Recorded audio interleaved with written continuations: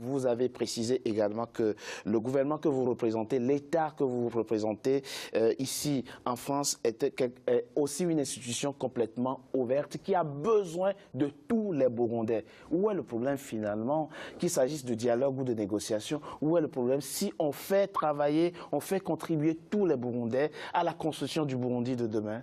Je pense que le problème reste dans les cœurs des personnes ou les mobiles, je parle toujours des mobiles ou des motivations spéciales des individus qui ne veulent pas retourner au pays. C'est vrai qu'à un certain moment... Mais vous qualifiez certains d'entre eux de terroristes.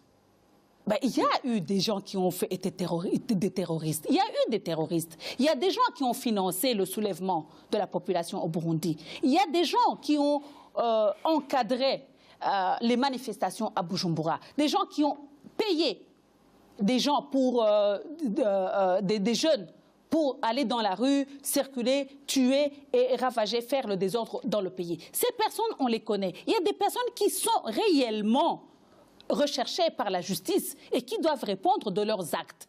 Et ceux-là, ils se connaissent. C'est avec ces personnes que vous ne voulez pas discuter. C'est avec ces personnes, on ne peut pas. On ne peut pas discuter, dialoguer avec les putschistes. Comment est-ce que quelqu'un qui a voulu renverser les institutions au pouvoir, tuer les personnes, organiser des tueries, des manifestations, puisse dire que, bon, on va s'asseoir pour négocier? On ne négocie pas.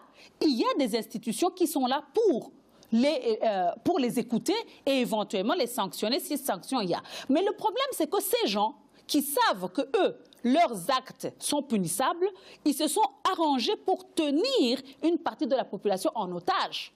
Parce que nous avons des personnes qui sont tenues en otage et qui ne peuvent pas rentrer parce qu'on continue à alimenter dans leur cerveau, leur esprit, qui a la crise, qui a la guerre, qu'il ne faut pas rentrer au Burundi.